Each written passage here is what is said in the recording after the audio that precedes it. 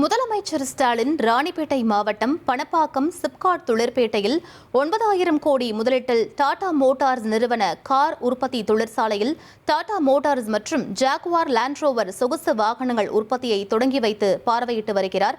அதன் நேரடி காட்சிகளை நாம் பார்த்துக் கொண்டிருக்கிறோம். பார்வையிட்டு கொண்டிருக்கிறார்கள். இந்த மாண்புமிகு தமிழ்நாடு முதலமைச்சர் அவர்களோடு இணைந்து மாண்புமிகு அமைச்சர் பெருமக்களும் அரசு அலுவலர்களும் டாடா மோட்டார்ஸ் JLR பிளான்ட்டை பார்வையிட்டுக் கொண்டிருக்கிறார்கள்.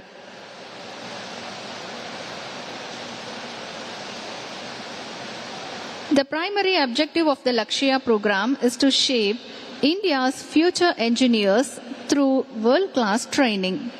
In this aspirational journey, values such as commitment and perseverance provide participants with a new beginning, enabling them to turn their dreams into reality.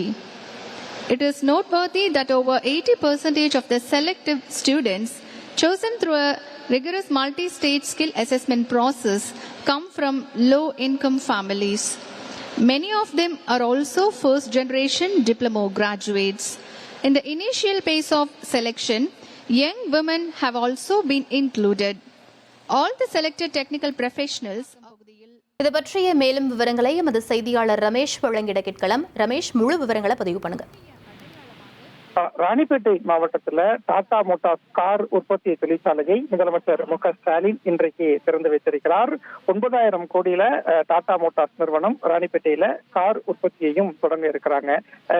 நிகழ்ச்சி நடைபெறக்கூடிய இடம் எங்க அப்படின்னா ராணிப்பேட்டை மாவட்டம் பணப்பாக்கம் அப்படிங்கிற இடத்துல சிப்காட் தொழிற்பேட்டை இருக்கு. இந்த சிப்காட் தொழிற்பேட்டையில தான் 9,000 கோடி முதலீட்டுல டாடா மோட்டார்ஸ் கார் நிறுவனம் உற்பத்தி தொழிற்சாலையை தொடங்கி இருக்கிறாங்க. டாடா மோட்டார்ஸ் மற்றும் ஜாகுவார் லேண்ட் ரோவர் சொகுசு வாகனங்கள் இந்த தொழிற்சாலையில இதுக்கப்புறம் உற்பத்தி பண்ண போறாங்க. 5 ஆண்டுகள்ல 9,000 கோடி முதலீட்டுல இந்த தொழிற்சாலை தங்களுடைய பணியை தொடங்குறாங்க. 5,000 பேருக்கு வேலைவாய்ப்பு அளிக்கக்கூடிய வகையில இந்த உற்பத்தி ஆலை இன்று பயன்பாட்டுக்கு வந்திருக்கு அப்படிங்கிறதையும் பார்க்க முடிகிறது.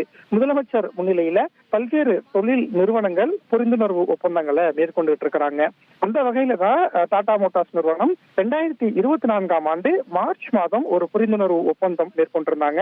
முதலமைச்சர் முன்னிலையில இந்த புரிந்துணர்வு ஒப்பந்தம் மேற்கொள்ளப்பட்டது. 9,000 கோடியில ராணிப்பேட்டையில நாங்க தொழில் தொடங்குறோம் அப்படின்னு சொல்லியிருந்தாங்க. அதன் அடிப்படையில தான் சொகுசு கார் உற்பத்திய ராணிப்பேட்டையில டாடா கார் குழுமம் தொடங்குறாங்க. ஜாகுவார் லேண்ட் ரோவர் அந்த சொகுசு உற்பத்தி தொடங்குகிறது. ஆண்டுக்கு 2 லட்சம் கார்களை உற்பத்தி பண்ண போறோம் அப்படின்னு சொல்லியிருக்கிறாங்க. முழுக்க முழுக்க ஒரு சொகுசு கார் தயாரிக்கும் உற்பத்தி ஆலையா இந்த ஆலை அப்படிங்கிறது பயன்பாட்டுக்கு வருது. இதைதான் முதலமைச்சர் ஸ்டாலின் இன்றைக்கு திறந்து வைத்திருக்கிறார்.